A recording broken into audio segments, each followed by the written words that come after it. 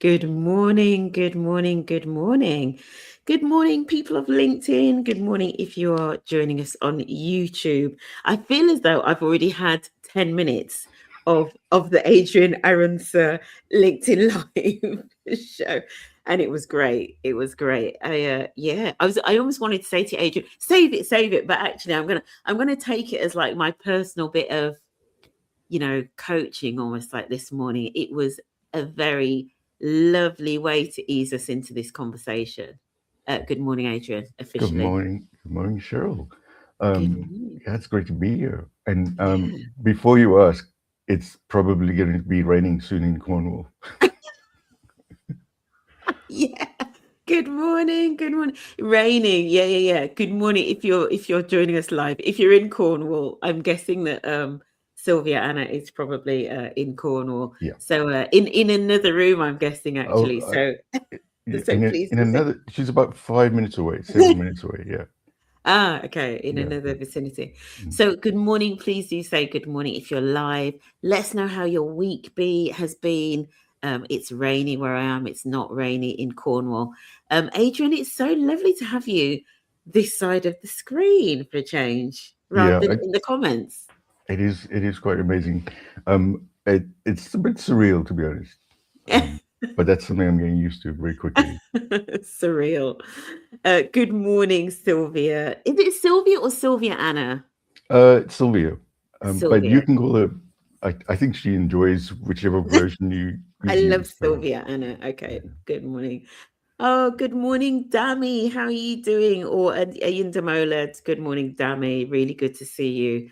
Dami, as you know, I had a very early start, right? I was sending you emails at the crack of dawn, but I'm now here and ready. And thanks to Adrian, that little exercise that we did just before we went live, which was just explain to everybody So what we were doing just before we went live.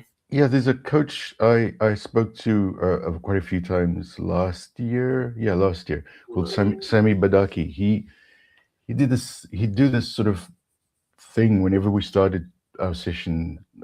We talk for about 40 minutes or something, and Yeah, but at the beginning of every session, he would just stop, get us to stop talking after a few pleasantries, and just yeah. look at each other for a minute or so, and then you just bring us back into conversation without explaining anything, without it's just being aware and appreciating each other, really. Yeah, And yeah. what happens, I mean, you could say what happened with you, and you know Yeah, so we did that. We did that literally just before we went on. And good morning, Sunaina, one of my partners in crime. Auntie's here, and Sunaina, I'm actually drinking a cup of chai. Would you believe? I didn't know you were going to be on here. I'm drinking chai, which I know is Sunaina's thing. And good morning, Jill. Um, yeah, so we did. I love that, Sylvia Anna. I just love it. So we did this thing of looking at each other for about a minute, I would say, just in silence, before we then kind of went live. And in terms of, yeah, what happened? So my heartbeat slowed down because, as Adrian would have seen, and anybody that's been on live with me will know, sometimes I'm touching up my makeup and, a few things just before we go live. And I'm sometimes fixing my mic and I'm testing the sound and all of that. And actually, just spending a minute, just kind of like in silence, just looking at each other. Yeah, I definitely felt my heartbeat just mm, slow a little bit. It mm. was lovely. It was really lovely. Thank you so much for that suggestion. So anybody that comes on in the future, you're going to be doing that before you go. So you've got Adrian to thank for that. I have got the incredible Adrianne Arendse with me. And Adrian, it is so lovely to have you this side of the screen. Now you know that I've got this tradition, right, of reading out your bio. It's actually Claude that's doing it at the moment because Oh, I'm working with Claude at the moment rather than ChatGPT on my LinkedIn Live content. So here's Claude's intro. Today I'm joined by Adrianne Arendse. Adrian is the co-founder of Lead and Belong, a consultancy that works with leaders on belonging, connection, and culture change. He's a facilitator, educator, and consultant who has spent years designing and running programs at postgrad level, including his seminar Expanding Perspectives, and working with students and organizations on what it really takes to belong and create cultures where people can be themselves. His work draws on somatic practice, lived experience, and a deep understanding of how hierarchy, identity, and power shape who belongs and who doesn't. Really looking forward to this conversation. How did Claude do, Adrian? Claude is working for the CIA or something. That was a bit crazy. Yeah, it's a really good summary, to be honest. I mean, I've got the benign version of a checkered past because I've done all sorts of other things, but that's a really lovely sort of picture of the recent past. Amazing. Yeah. The incredible Claude. Marks out of 10 for Claude for your intro? Let's say 8.5. 8.5. That's not I like bad. to leave room for improvement, so I'm not being mean. That's not bad at all. And thank you for everybody that's joining us. We've got this title here of "We're Getting Inclusive Leadership Wrong," and this came about. So I've had a couple of calls with Adrian now, but when we had the prep call and we were talking about what we wanted to focus on, because anybody that wants an interesting conversation, even if there is no purpose to the conversation, get in touch with Adrian, right? That is Adrian's speciality. It's just interesting, deep, and meaningful conversation, right? And I'm guessing that Sylvia, Anna, who you work with, I'm guessing is similar. I think you both kind of just have this lovely way about you. So if anybody fancies that, please do that. But when we spoke in our prep conversation, we were talking specifically about leadership, and I had in my mind the whole like Brené Brown thing that I'd watched, the interview with Stephen Bartlett and Diary of a CEO. There was this thing about leaders and belonging and how it starts or doesn't start at the top. And then you also brought up, some of the stuff that's going on in the news, which I'm sure we'll get into. But I was just struck with this thing of, we in organizations, we do a lot and we talk a lot about inclusive leadership. But I just wondered whether we needed to look at it differently. And that's what we're going to talk about. And I think, I know that Adrian, you're going to challenge us to think differently about this, which is going to be a great conversation. No it's pressure. It's not something I set out to do, but it's just, I guess it's my perspective on things that always tends to be slightly outside of the hegemonic. Yeah, absolutely. So let's just start then. So you and Sylvia Anna have set up Lead and Belong, working with leaders on belonging. What was the gap that you kept seeing in how organizations approach inclusive leadership? And so why did you feel it needed a different starting point?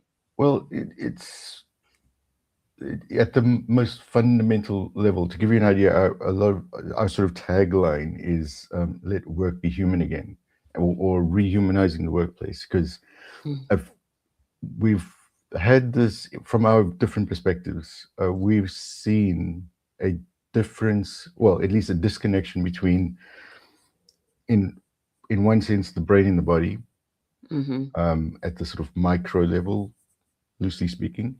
And then in a more organizational setting, this disconnect between who people are and who they present as at work, and how they're heard and how they aren't heard, and how much of themselves is at work and how much isn't.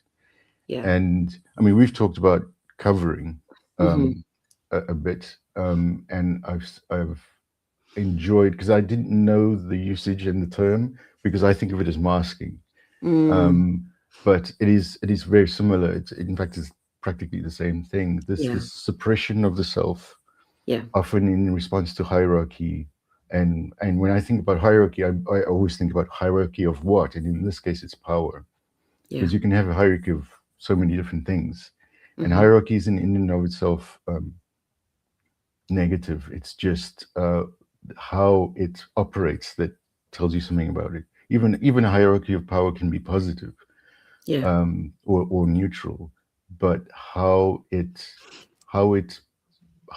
activates, or how it operates, the way in which it operates. And again, I'm really getting struck with language here, because this is something I've really been spending a lot of time on, trying to describe what I mean when I say how something operates, how somebody, and I think analogically. So for instance, it's sort of the difference between which shoes you're wearing when you walk, or how you hold your heart while you're walking.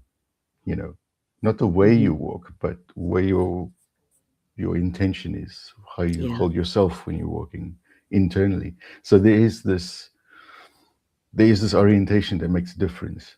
And so, Mhm. with in an organizational context, it's very mind centered. Most organizations are very mind centered rather than human centered. And Yeah. what tends to happen is the version of mind that's running is quite, it focuses on what it can measure, and it's focusing on outcomes, profit, etc. And those things can be maximized if you look in the human direction, but it Mm. tends not to happen. So there's all sorts of other things that happen when you don't Yeah. focus on humans. You have well-being issues that affect Yeah. all those outcomes. And so if you lean in a positive direction towards the human, um, all those outcomes, you know, they're either rooted more deeply and Mhm. consistently, and or they become greater. Yeah. Yeah. I'm having to resist the temptation not to burrow down to so many rabbit holes that you're potentially uncovering, because as you started talking there about even just like humanity, the humanness, and if we were I mean, for example, if you imagine if we were measuring more of what the organization does, and I know that the balanced scorecard in theory was supposed to do this, but it doesn't really do it that well. But if we were measuring how well organizations were looking after the humanity of their people, of the colleagues, etc., rather than just, the profits and the, other things like productivity, it would be such a different conversation, right? But Yeah. that's one rabbit hole. We may well come back to that. To very Uh, briefly sort of Go on throw then. one of those challenges in you Yeah. mentioned is, does everything that we do need to be measurable? You know, think about, Well, you're asking an accountant, right? that's fine, but Yeah. so I don't have a problem with measurement. As think about some of the greatest experiences that you had in your life. Yeah. Can you measure the how they've affected you, how they've changed your life? You know, there's to a certain degree, yes, you can. Yeah. You felt happy or what, but do you have to put a measurement to that? Yeah. Yeah. Or Yeah. can you kind of hold that experience and let it sort of give you a bit of momentum or a wash that takes you further into the future? Yeah. Or hope and so forth. So Yeah. it is important to sort of understand that the measurable is just one area. You can have a gentle tension with the unmeasurable. Because if Yeah. you think of things like love and hope and happiness and so on, Yeah. if you start to measure them too much, it can kind of decrease what you're Yeah. measuring as you're measuring it. Yeah, absolutely. I'll be bringing you back on, Adrian, to talk about capitalism. We'll do that next time you come on, right? And the systems and the mindsets Yeah. and the programming that it's created. Sylviana said here, and the mind. I think this is talking about, looking after the humanity of individuals, and the mind, especially nowadays, runs on survival. Survival narrows the vision and intention. Absolutely. Let's get on to this thing about senior leaders in particular, especially when it comes to this covering or masking as this term that you're using. And for anybody in the comments, if you've come across the term covering, because I know that a lot of people have come across that term from the 2013-2014 piece of work. There was an update in 2024, which wasn't publicized as widely, but it's out there. So an update from Kenji Yoshino's work. And one of the key findings in that was that the group that tended to cover or mask parts of their identity at work the most is actually senior leaders, which I think when I first saw that, I was like, because we tend to talk about the groups that maybe struggle to be themselves. We think about junior members of staff in the organization. We tend to talk about things like code switching and all of that. But when this work said actually it's senior leaders, I was like, that is interesting. So why do you think that is the case? Why do you think it's harder, like, belonging, psychological safety, etc., at the top of the organization? Well, I mean, to sort of loop in what I said earlier, when I say human, I don't leave them out. Yeah. Um, Yeah. and Yeah. As in leaders. because So leaders yeah, are human, right? yeah, they Yeah, are, and most of them anyway. well, I'm teasing. Yeah. well, there's something. You're probably aware of Gabor Mate, the trauma Yeah. sort of specialist, so to speak. Although he was a GP for a long time, or an MD for a long time, and then became involved in psychiatry Yeah. because he ended up taking over a psychiatry department, and then sort of Is became more and more involved. is it The Body Keeps the Score? Is it that guy Oh or a no, different? but No, different guy. no, Similar different concept. guy. But yes, Yeah. his definition of trauma is actually the one that the guy who wrote this book, Wesley van der Okay. Kolk, Right. sort of formulated, which is, trauma isn't what happens to you; it's what happens inside you as a result of, this connection with your emotions, your body, and so forth. Yeah. And when I heard that, the place I went was that I could see the trauma in the traumatizer. So off the back of that, I got to a point where when I'm meeting somebody or when I'm interacting with anybody, whatever the interaction is, I'm always trying to see the human. Mm. And I feel like that. So to actually answer your question, I feel like the pressure that leadership, loosely speaking, and certainly C-suite is under, is immense. To look as though they belong in that space, whatever that means. So that could be outcome-based, it could be the way they dress, it could be the language they speak, or the register they use, the way they hold themselves. Brene Brown talks about executive presence quite a lot. And we can talk about how that's so male-coded, But I feel like they're under a lot of pressure to perform in a performance sense, as in to come up with results, but also to perform in the sort of acting sense. And the tension between those two things and how they compound is probably immense, especially when facing not just downwards into the organization, but upwards and across in their own sort of field of executive leadership and so on. So I think that's why they end up, and the stakes are really high for them, because it's what they keep building up to, and they have to keep looking upwards and looking at progressing. And there is a top, and there's very little space up there. Just because of the pyramidal structure of most organizations, they're not really flat structures. Yeah. So there's a scarcity mindset that's involved with that as well. Oh, I'm going to come on to this whole thing about performance, because I think it's really interesting. But I want to pause momentarily, and I'm going to come on to your point, Safia, in a sec.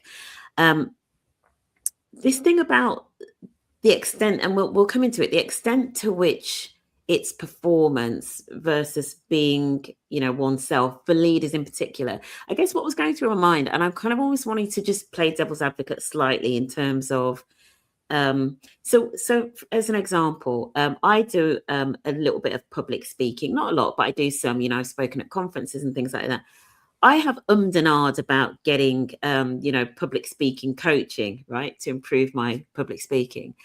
And so if I do that, if I do something like that, does that mean that I'm like performing and not being myself? And this is something I've wrestled with in my head. Should I do that? Should I just keep my own style with my ums and my ahs in? Do you know what I mean?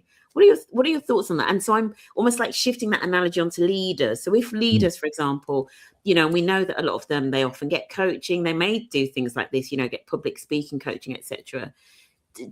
Is there a line between kind of just like upskilling for the role and getting to the point where it's literally like masking and you're almost like losing your sense of self? What are your thoughts on that? Well, I don't think anything is cut and dried. I think it's everything is subjective. You have me thinking about things like we were talking about small talk earlier before we went live, and I think what happens with small talk is that you're performing some kind of a social cohesion. It's there's a book called Watching the English, where there's a chapter about talking about the weather, and the rule is you never disagree. If you disagree, that ends that just removes any foundation for trust or whatever. So Well, you it's still almost, can, I feel like for the English, it's almost impolite to yeah, yeah, disagree, right? Yeah. yeah, and of course that's problematic for all kinds of cultural reasons, because Yeah. what you're doing is you're dismissing the other person's perspective, and that's problematic. But I think that so to go back to your public speaking training, Hmm. coaching example, what you're trying to do is important. So knowing what you're trying to do matters. But then there's Yeah. also culture involved, because what can happen is you can start with an intention, Hmm. and the culture and everything else can push you in another direction.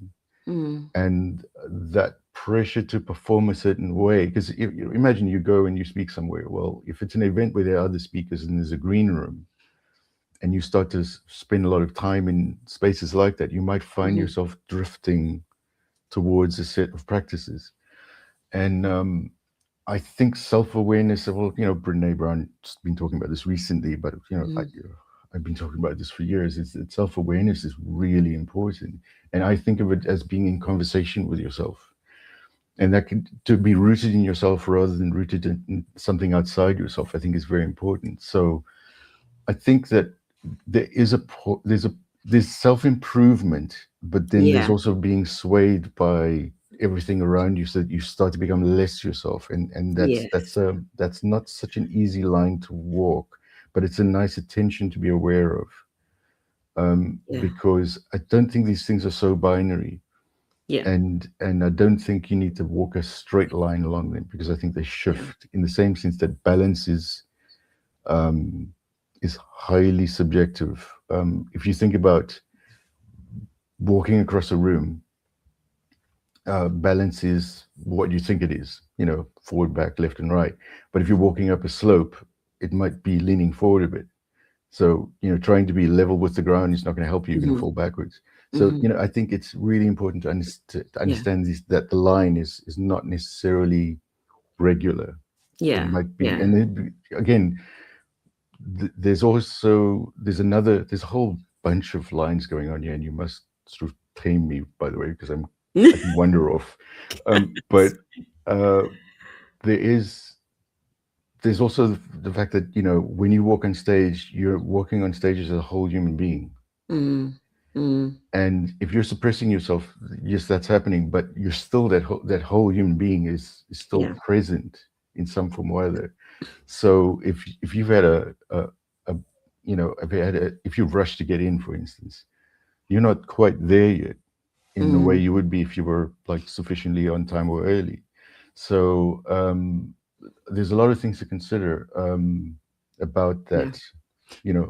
How you are in the room is affected by so many things, Yeah. and performing yourself can be, I'm not saying it's necessarily bad, but performing can give you some room to arrive, to reroute Mm. back in yourself. But Hmm. there's a point at which you're just suppressing yourself, and that can be Yeah. unhealthy.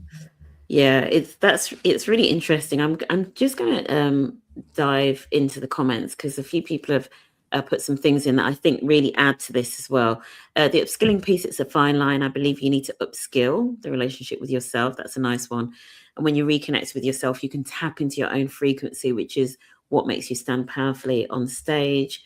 A personal brand that is authentic and true to self is allowed to develop and invest in new skills to enhance their offer. Speaking and presentation skills are part of that. Jill said, I think you would need to consider whether your ums and ahs mean that your message doesn't land. My intuitive feel is that you should avoid public speaking training. Thank you, Jill. Yeah, it's if anybody's wondering about that, what's the line between upskilling and development that is kind of like okay, and it's going to be different for everybody, and it's not binary like that. And when it comes to this research around covering and masking, I would definitely encourage you to go and look at the research. If I remember and if I have time, I will drop some links in here afterwards where you can find it, because in that research it does talk about I think there's a question where individuals are asked, whether the extent to which they have to cover has a detrimental impact on their sense of self. And I guess that's the thing, right? It's figuring out whether the upskill and the development is fine. And as you say, Adrian, you're explaining that almost like gives you a little bit of room to kind of come into yourself or grow into, you know, maybe a slightly more evolved version of yourself, right? Or whether it's actually detrimental and suppressing. So Sophia, I'm gonna circle back to one of your other comments in a bit as well, Sophia. Good morning, Sophia. EQ is definitely a leadership factor, and I am definitely in a position where I'm expected to be socially aware, to ease others, and take the lead managing emotional outbursts. Gendered and racialized workplace and social expectations place a burden of care and EQ on me, but it has meant I have some well-developed skills, but others have flabby muscle in this regard because they never exercise self-management.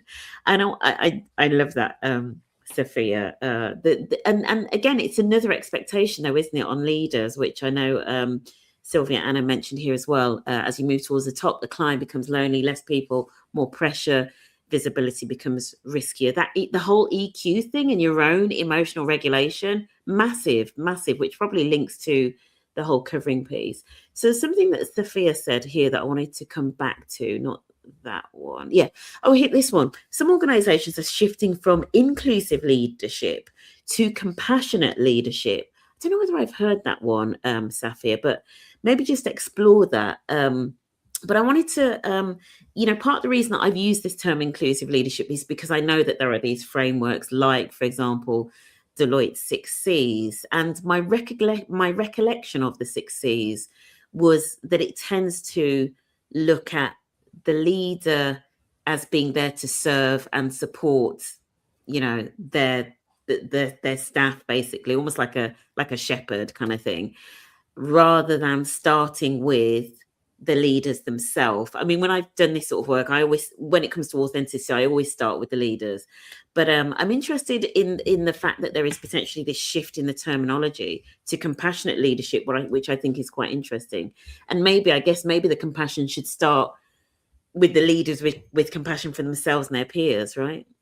Yeah, because often, I mean, there's the old phrase, you know, who watches the watchmen, in a way. Yeah. Which is a sort of philosophical problem, that a practical philosophical problem. But in this case, I think when we talk about inclusive or compassionate leadership, often that leaves the leader out, because a lot of leadership conversations, especially where leadership training is concerned, is focused on what the leader should be doing or could be doing towards everyone else, rather than starting with themselves and how they experience their own work environment. And I always feel that starting with the self is such a helpful place to start. When I was growing up, my father always used to say, always tell the truth, because you don't have to remember anything extra. Or well, he didn't say quite like that, but that's how I'm going to paraphrase it. Just because to take it slightly further, you would say if you lie, you constantly have to remember the lie. But if you tell the truth, you don't really have to remember this extra detail. You can just remember what is and what resonates for you, I guess. And to sort of bring that to this context, it's sort of like if you are being true to yourself in whatever degree feels appropriate to the moment, then it becomes easier for you to travel. You're spending less energy trying to perform something. And I think performance can build resentment for yourself, for other people, all kinds of things. And so you're sort of not bypassing, but that's just not on the table if you're finding ways to be sort of authentic. And so that, or to put it another way, we have our own C's, Sylvia and I, and one of them is coherence. Your thoughts and actions and intentions are coherent with your behavior. It's not just that you're not spending energy doing something that doesn't do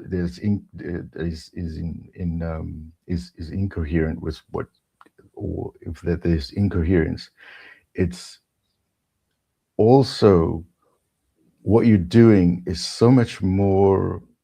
There's so much more resonance from you coming in it. So when people are talking to you, they get goose flesh when you hit your own truth. When that truth resonates with them. And that sounds very self-helpy and potentially woo-woo, but I mean, when somebody's saying something that means something to them, the passion comes across, and the passion is authentic. It's not a noise. It is a deep, deep resonance, and you know when that happens. Yeah. I mean, we talk about so Sylvia and I were talking about your somatic response last week when somebody mentioned something that reminded you of a previous role you were in, Yeah. and it might have been the auntie energy of Sunaina, but that reminded you of these things. But that somatic response is one of the ways that people just connect with people who are really in the Yeah. room.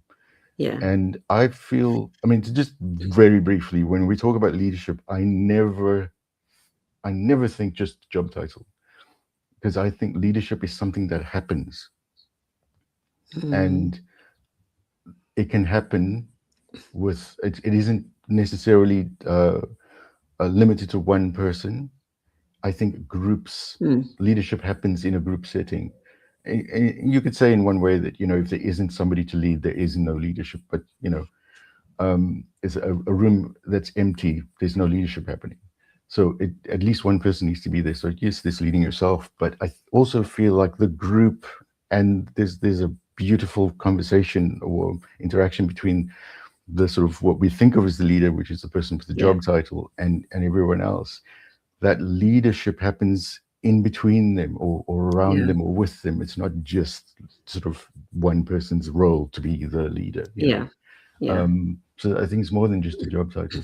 But to get back to, yeah, I think that that sort of authenticity or being coherent with yourself, I think is so Mm. important, Hmm. because then what you're doing, because it's based on that a sort of a truth of some kind, you can build on that in a way that is sort of self-generating, that's regenerative, Mm. that really feels more organic, as opposed to this thing that you're putting it together. Because this is the other sort of issue that we run into, is that work can be quite mechanistic when it's just cognitive, Mm. or Yeah. thought of as a mind-centered thing. But when it's Yeah. human-centered, you can be organic about work. It can be alive. It's not just a Yeah. process you're doing to end up with very good numbers at the bottom of a Yeah. spreadsheet. It's kind of a conversation you're having, a field you're creating with Yeah. other people. And it's Yeah. easier to bring those people along when, and to walk with them Hmm. when things are challenging, when things are good, and everything in between. Yeah. Yeah, and as you were talking there, I was reminded of, especially when you talked about when somebody is talking and they're really in alignment, and the thing, I was kind of thinking about energy. There's something about, and I guess for leaders, particularly when they do or don't, they are or aren't aligned to the business in terms of its mission, its purpose, etc., and they, aligned with their work, I guess, because there's something about, I know that in the past I've been asked questions about what I do, especially when I've had like quite a portfolio existence of things. So when I was like in the corporate space, but I was doing some other things, I'll never forget somebody saying to me that when I talked about a certain thing, I really lit up. They can see it. They literally can see it, like in your body language, in your posture. I guess if you're a little bit woo woo, you'd maybe say that there's just something, right? There's a vibe, or there's some energy that you're giving off. And I guess it's the same with the leaders, when they are kind of like more aligned, in themselves, being themselves and not performing, and are aligned with, whether it's objectives, goals, whatever it be, or purpose. Let's just call it purpose, actually, rather than these measurable, kind of KPIs and things like that. But when they're aligned with purpose, whether it be of the organization or the team that they're leading, it is going to come through, isn't it? That congruence or not is going to come through. It's going to shine through in their leadership. And if you want to focus on, like, say, the congruence rather than Mm. the not, Hmm. um, to just put it another way, anyone who's listening, if you just think about any leader you've worked with, where people who've had that spark, you've been in the room when that's Mm. happened, and you Hmm. just know who Yeah. we're talking about. If you think about your own life, you just Yeah. know who's been congruent, Yeah. and Yeah. you haven't necessarily got a meter in the room that sort of Yeah. responds to that, but you can feel it when people Yeah. are just switched on. When they're Absolutely. passionate Yeah. about something, and they don't have to be loud and passionate. It could be a quiet passion. Yeah. It just cuts through everything. I You feel know. like There was an example of that this week in the news. There's a program that I watch on, listen to on Radio 4, which is When It Hits the Fan. It's about like PR and things like that. It's a couple of like, ex-tabloid um, editors, and they were talking about, we're not going to get too much into politics, although I may regret this example, but they were talking about this Keir Starmer speech that he gave this week behind closed doors, I assume, because I think it was just to, I don't know if it was just to cabinet members or who it was to, but apparently a lot of the people that came out were like, it's like Keir had finally arrived. Like it was his most authentic speech. And it just also happens to be in the same week that his comms person has quit. So his comms person has quit. He was clearly just giving this speech kind of more kind of off the cuff, more just kind of what he was feeling. He was probably kind of also fighting for his political life, let's be honest about it. But it was really interesting to hear that feedback from a number of people that were in the room. And it kind of just, I actually, when I heard that, I thought, I kind of thought, because he was fighting for his life is what I thought. But there's something about, they're probably thinking, we want to see more of that. We want to see more of that type of leadership. We don't want the scripted, glossy sound bites and all of that. Do you know what I mean? Yeah. And in fact, if you think about it, we're on LinkedIn right now, and you can tell straight away when people, and this is by no means some kind of a judgment. I'm just saying this, you can observe straight away when somebody's used AI to create a LinkedIn post. Now, I'm not judging the use of AI as a LinkedIn post, because it is I don't have time for that. But you can see it straight away, and you can see when somebody's not done that. And you don't need to be trained in what AI looks like. It's just exposure. We just know we get a feeling for what a human looks like and what's had AI involved with it. And there's all sorts of ways that you can do that, and what the source material is matters. But you can notice things like that, and I think it's similar. But yes, when somebody is, I mean, I've done recordings to camera where I'm reading. I'm uncomfortable with it because I feel like I'm not engaging as myself. So I tend to do so many takes until I stop looking at the script, and it's just great because you can just be there, and I think it's powerful when somebody. I mean, I think about Bernie Sanders when he was running for the presidency in the States, and it was clear he wasn't going to win, and he just was speaking more and more honestly, less trying to achieve one outcome, and more just expressing himself. It kind of comes back to what we were saying about the whole leadership thing, in that example that you've given. As soon as he was out of the race, so he was not having to perform, he was just then being himself. It's kind of sad, really, that, as you say, this is very and I think Safia mentioned it as well, there's something about the construct of leadership that is very, gendered, racialized, Western coded, executive presence, that whole Brené Brown thing. I mean, we're going to get on to, did you want to add something on that before we move on? Very quickly. And we don't have to talk about it, but I just feel at every point I have a chance, I need to mention how some things like the word charisma is coded male. You know what I mean? And that's problematic. So, and I can say, and I'm probably gonna get into trouble for this, but I've been in the presence of many female leaders who operate leadership, or their leadership is male tinged, or entirely male leadership or masculine leadership. Masculine, and I say masculine because in a hegemonic sense, not rather than masculine, feminine is a Western construct. The socialized versions of, and I mean, the sort of dominant hegemonic ideas of masculine and feminine. That's a totally different TED talk. But there is this sort of hyper masculine version of leadership, and I feel like what's missing in the world is a more feminine leadership, which isn't so hierarchical power-wise, and is more, it's flatter, more There's so much to it, and I don't want to define it too much because I don't think it should be, but it's a lot more collaborative.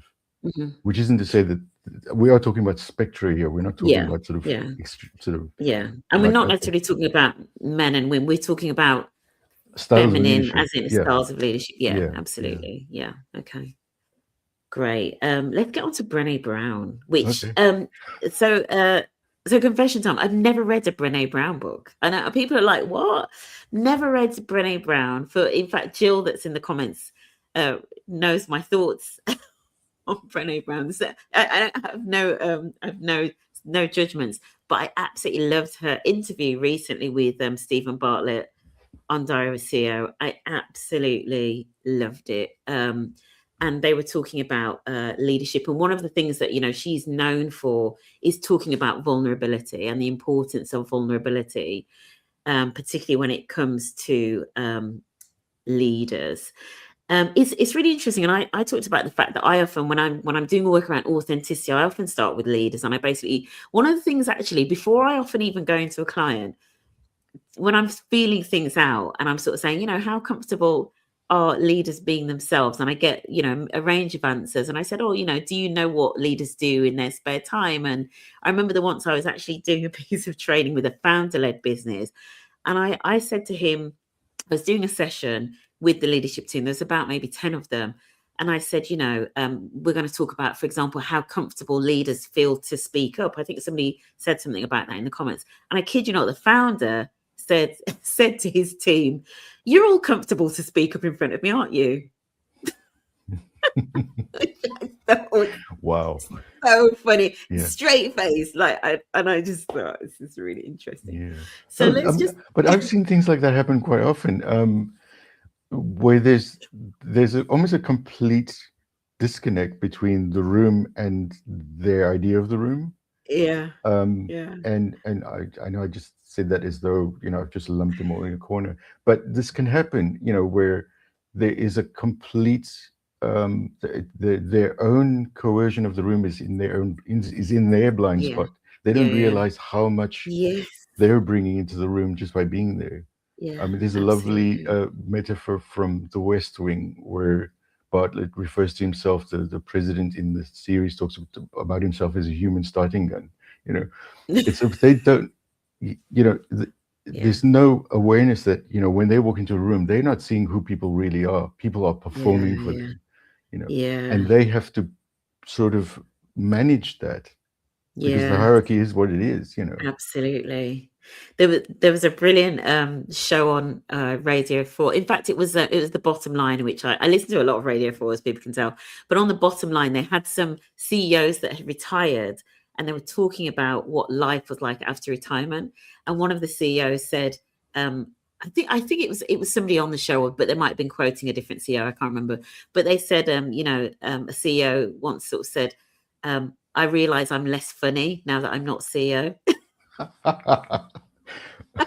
That's a really interesting that's really interesting because are they less funny now or were they never funny? They were never funny. You know what I mean?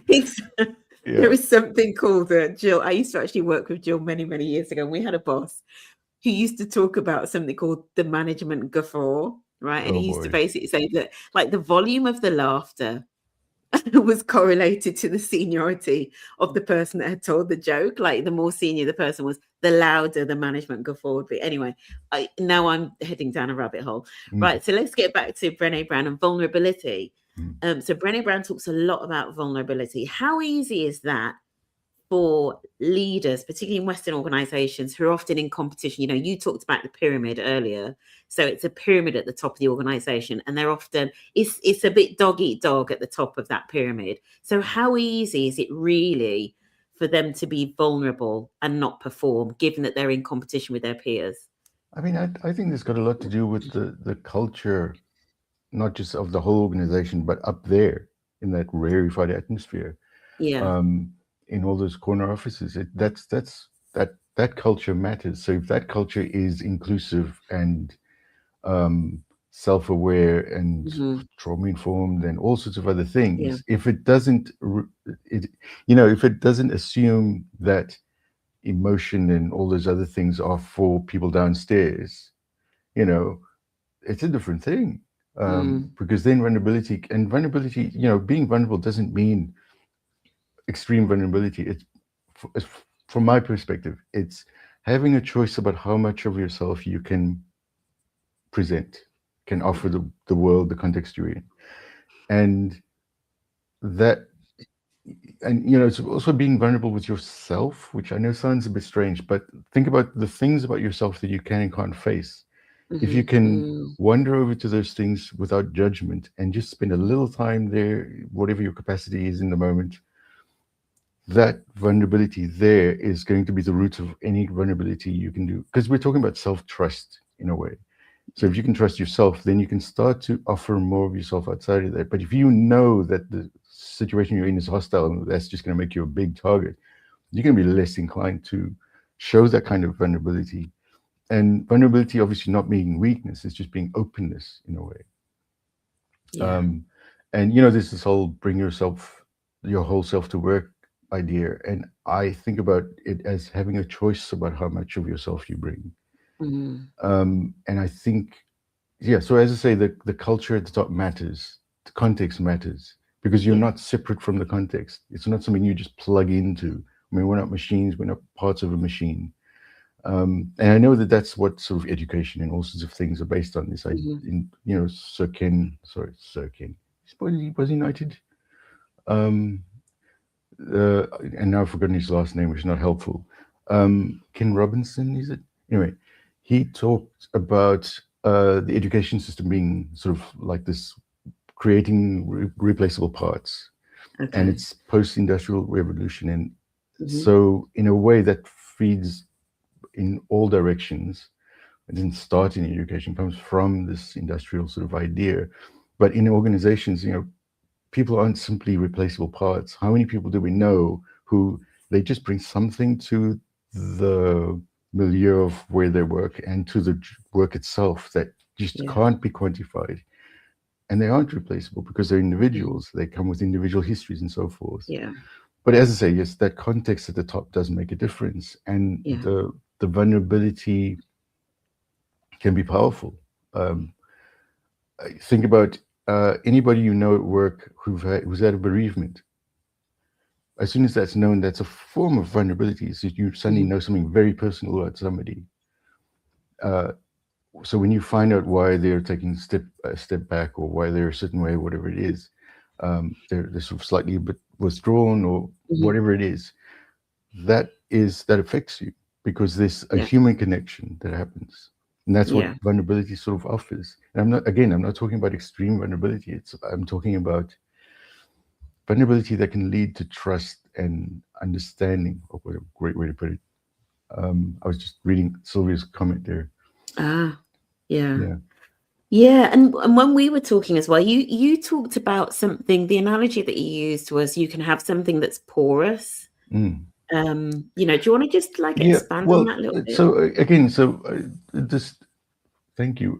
Vulnerability and boundaries, I think, are connected, and people think about boundaries as keeping some people out, and I think that's not necessarily their primary purpose, because from my perspective, a boundary tells you where you stop and the world starts.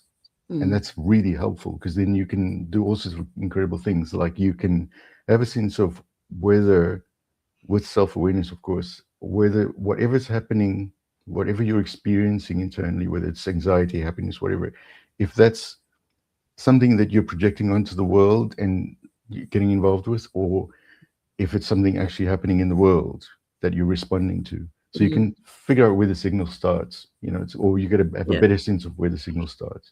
But it also, boundaries hold you, you know, it's not just for keeping people out. And those boundaries don't need to be big walls. They can be transparent in places. They can be, they can have doors in them. They can be a copse of trees. They can be whatever they need to be. They can be porous so that people can, parts of things can come in, and then you can have a choice about sending them out, or making space for them. And they don't have to go all the way to the middle of you either. And I think there's a healthy way to be, again, and they shift as well. the boundaries aren't always. Sometimes your boundaries are really close to you, and sometimes they're far away because you need to be. It needs space, internal space, and Yeah. so yeah, just having an engagement with the reality, the shifting reality of what's going on with you is really important. And yes, Yeah. psychological safety. A lot of the time, vulnerability, as I said, requires self-trust, but also trust to the context. And psychological safety is how you get that, um, how you can start to enact or practice that trust. Because trust Yeah. you can hold as an intention, but to actually have it influence your actions, that's a Yeah. different thing. And so safety, psychological or otherwise, and safety always being relative because there's no such thing as complete safety. Um, that does help you to trust the context Yeah. enough to be more vulnerable, Yeah. to lower or make your boundaries more transparent. You know. Yeah. Yeah. It's really interesting. I mean, we could get I feel like it's a whole other topic, but adjacent, your comment here, Safia, boundaries are where you and others stop and start. I also call them personal limits and respect. I like that. And then the psychological safety piece, it is like the foundation of so much of what happens at work. You are comfortable speaking up in front of me. And then I'm going to just go back to this one here. And then I'm going to come to an example that I've seen of what I think vulnerable leadership looks like as well. So a lot of executive or professional spaces are also social class coded alongside gender and race. I watched some of my junior colleagues walk into spaces fully expected to be respected, and their more senior racialized female manager be assumed as the more junior one and expect them to have an accent. So when they have an Oxford accent down, people are thrown. Yeah, definitely the whole social class thing. And then, as you say, combined with the gender and race, it's incredibly complex. And then the whole accent thing and how people speak, if you speak the Queen's English or RP, receive pronunciation, as we say, that in itself codes a whole different thing about intelligence and all kinds of things. But as you were talking about vulnerability, I was reminded of a leader that I worked for many, many, many, many years ago, probably one of the most impactful leaders that I've ever worked with in my entire career. And I remember, sadly, his daughter passed away not long after I started working for him, actually. And he was the CEO. And after that happened, he came back to work after a bit of time. And I remember one day asking him how he was. And he said, I actually feel really depressed. And just for him to even say that to me, I'd known him a little bit before I'd started working for him, but I'd only been then directly working for him maybe for 3 or 4 months or something. But for him to say that, and that was his style, that was his style of leadership, very collaborative, he was an engineer on a site, so he could he was known to bang the table certainly earlier in his career, but certainly when I came across him in his kind of like mid to late 50s, he was just almost like the epitome of what good leadership looks like. Well, Yeah. can I throw something else in? Again, and this maybe is another tangible way to look at vulnerability. Can you imagine? I mean, have you heard a leader say the following 3 words? I don't know. I'm You know what I kind of mean? So thinking, yeah. the vulnerability to be able to say, "Well, I don't know." Yeah, Because absolutely. And they have to have all the answers. They have to have a yeah, plan. They have to have a strategy. They have to yeah, frame things. They have to sort of make it up as they go along. definitely. And But to just go ahead, finish your point. to have the vulnerability to say, "I don't know," Yeah, and yeah, it's not "I don't know" end of story. It can be "I don't know" and yeah, then and no yeah, but and I don't know whatever. But to absolutely. say "I don't know," that requires a lot of faith in yourself. Um, Not necessarily faith in the context. It depends on how courageous you are, Yeah, because the context might push back and just say, "Oh, hold on, you're problematic," and then maybe that's telling you something really, really helpful. yeah, Say, "Oh, I don't belong here. yeah, I can be somewhere else." yeah. But And but mm, well, one thing that you said before we came on was whether there's an age thing to it as well. And mm, that particular CEO that I mentioned, he used to say about how his leadership has changed as he'd gotten older. But what was really interesting, I remember sometimes people were coming to present to the board and they used to ask me, they used to say, you know, what is David looking for? Da, da, da, what does he think about?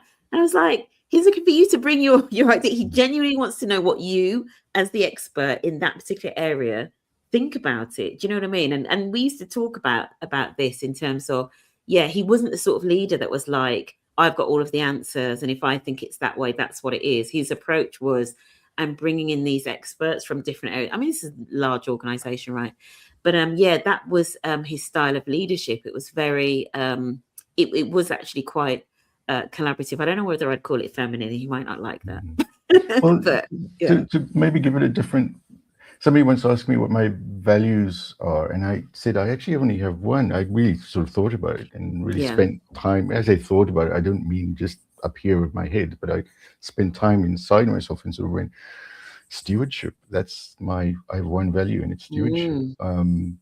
And obviously that's complex. There's lots of things inside that, love, care, all sorts of things. And it's directed in both towards myself and then away, you know, because I hold capacities and I have to look after them so that I can honor them and also look after the context I'm in. So it's probably why I'm the way I am about facilitation. So I think of leadership in a way as a facilitation, creating space for something amazing to happen. So again, a Ken Robinson analogy, he says that he's passed on now. He said that farmers don't actually grow trees; they create the conditions under which trees grow. And I feel like, you know, that sense of stewardship is what you're trying to do, but it needs to be focused in both directions, inward and outward. You know, so yeah, I think that sense of stewardship is really, really. It's a wonderful orientation because it means you're accountable to something that's greater than you and includes you. Yeah. Because I think a lot of the times leadership can be quite either selfish or too selfless. So again, you know, how many TED Talks have we done now this morning? Many TED Talks. Thank you all. How many rabbit holes have we avoided as well? We've avoided a lot because you know, certainly when we had the prep call, this was going to be going left, like it was going to be going into the whole political sphere of the madness that's going on at the moment in the world. But we're going to wrap things up with and I know you may not have one thing, Adrianne, but I always like to finish with one thing. You know, what is the one thing that organizations can do to start this kind of work? And real belonging and kind of authenticity. I know Safia used the term sincerity earlier as well. So what is maybe one thing that organizations can do to start that work, but at the leadership level, so that actually leaders, you know, get that whether we want to call it training or that facilitation or the permission, right, to be themselves and to belong and to have that psychological safety at the leadership level, so that they can then also lead in the same way. What's one thing? I think deep listening, really, inwards and outwards, looking at themselves, and being able to look inside themselves and hear what's really there, and then do the same outwards, and then choose a course, you know, based on that. I think it's and listening deeply, but really honestly, really rigorously, really openly, warts and all, you know, without judgment. I think that's really important, and it's going to take time. Yeah, absolutely. Adrianne, it's been incredible, and thank you everybody that's joined us as well. If you are doing this sort of work where you are working with your leadership teams, I would just encourage you to think about the interventions that you've got with leaders, whether it's inclusive leadership, compassionate leadership, allyship training, you know, whatever it be, because there are all sorts of interventions that we gear just towards the leadership. I would just you know, almost like challenge you to say, are you doing that piece with the leaders first, you know, before teaching them how to look after and shepherd others? you know, are you doing that piece with them as well? Yes, active listening, so key. If I get a chance, I will definitely put the links to the reports that I mentioned, so that you can see some of the statistics around this in particular. It might be something actually to share with your leadership team to start the conversation as well, around the fact that so many senior leaders actually do mask or cover who they are. Might be a good place to put it. Shall we confirm? Sunaina, I've nearly finished my chai as well in honor of you. Shall we confirm? I've never been so quiet. This topic is my happy place. Adrianne, I have loved listening to you. We are so aligned. Thank you. Happy weekend all. Honestly, thank you everybody that's joined us and stayed with us for the hour. And if you're watching us on the replay, thank you for taking out a whole hour to watch this. Adrianne, thank you so much. It's been an absolute pleasure. I know we could have talked forever, and I know at one stage we could actually have like not even necessarily had a structure. We could have just come on and talked, right? Because that's the kind of person that you are. And we didn't even get on to talking about film and all of that background. But if people want to find out more about Lead and Belong and connect with you and find out more about your work, what and where's the best place? Is it, you know, website here on LinkedIn? We're on LinkedIn for sure. I have a newsletter and so forth, and we're on LinkedIn, and we have our own website, which is leadandbelong.com. So it's the word "and" spelled out rather than the ampersand. But LinkedIn is great because we're active and we're listening. Of course. We love to talk. So perfect.